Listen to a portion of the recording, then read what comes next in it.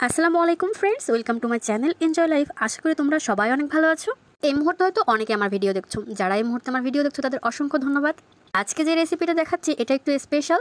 এটা যদি থাকে তাহলে মাছ মাংস কিছুই তোমার ভালো লাগবে না, জাস্ট এই ভর্তাটা দিয়ে ভাত খেতে পারবে অনেকগুলোই। এই স্পেশাল ভর্তাটা তৈরি করতে জাস্ট অল্প কিছু উপকরণ লাগবে। চলো তবে কথা না বাড়িয়ে রান্না স্টার্ট করি।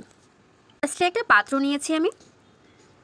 লাগছে আমার কিছু মিষ্টি কুমড়া, জাস্ট একটু পাতলা মতো স্লাইস করে নিয়েছি, দেখতে পাচ্ছ।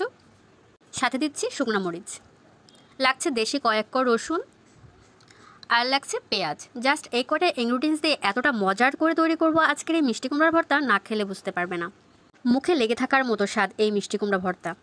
ফায়ারটা অন করেছি, প্যান বসিয়ে দিয়েছি চুলায়। জাস্ট 1 টেবিল স্পুনের মতো তেল ইউজ করেছি আমি। এখানে সয়াবিন তেলটা ইউজ করেছি। পরে শুকনো মরিচ ভেজে উঠিয়ে নিয়েছি। এরপরে দিয়েছি রসুন আর পেঁয়াজ কুচি। এটাকে একটু ভাজা ভাজা করে তুলে নেব। জাস্ট গোল্ডেন ব্রাউন কালার আসা পর্যন্ত ওয়েট করব। এরপর ওই তেলের মাঝেই লবণ হলুদে মেখে রাখা মিষ্টি কুমড়া স্লাইসগুলো আমি অ্যাড করে দিচ্ছি। এগুলোকে অল্প আছে একটু সময় নিয়ে ভাজতে হবে যাতে নরম হয়ে যায় এগুলো আর সুন্দর একটা স্মেল আসে। জাস্ট একটু কালার আসা পর্যন্ত ওয়েট করলেই যথেষ্ট। মাঝে মাঝে হয় না এরকম যে মুখে একদমই রুচি থাকে না, কোনো কিছুই খেতে ভালো লাগে না, তখন কিন্তু এই মিষ্টি কুমড়ার ভর্তাটা খেয়ে দেখতে পারেন, অসাধারণ লাগে এই ভর্তাটা। আর একদমই অল্প উপকরণ দিয়ে এই ভর্তাটা আমি রেডি করেছি, যে সকল ইনগ্রিডিয়েন্টস সবার বাসায় সবসময় থাকে। অলরেডি মিষ্টি কুমড়াগুলো ভাজা হয়ে গেছে কথা বলতে বলতে। মাটির যে ভর্তা মাখানোর বাসনটা আছে আমি এটাতে নিয়েছি, আপনারা চাইলে পাটায় বা মিক্সিতে ব্লেন্ডার করে নিতে পারেন। সবগুলো উপকরণ এক জায়গায় রেখেছি আমি, আর শুকনো মরিচের উপরে কিছুটা লবণ ছিটিয়ে দিয়েছি। যেহেতু মিষ্টি কুমড়া ভাজার সময় লবণ অ্যাড করেছি সেটা বুঝেই কিন্তু লবণটাকে অ্যাড করবেন। এরপর শুকনো মরিচটাকে খুব ভালো করে ডলে নিতে হবে।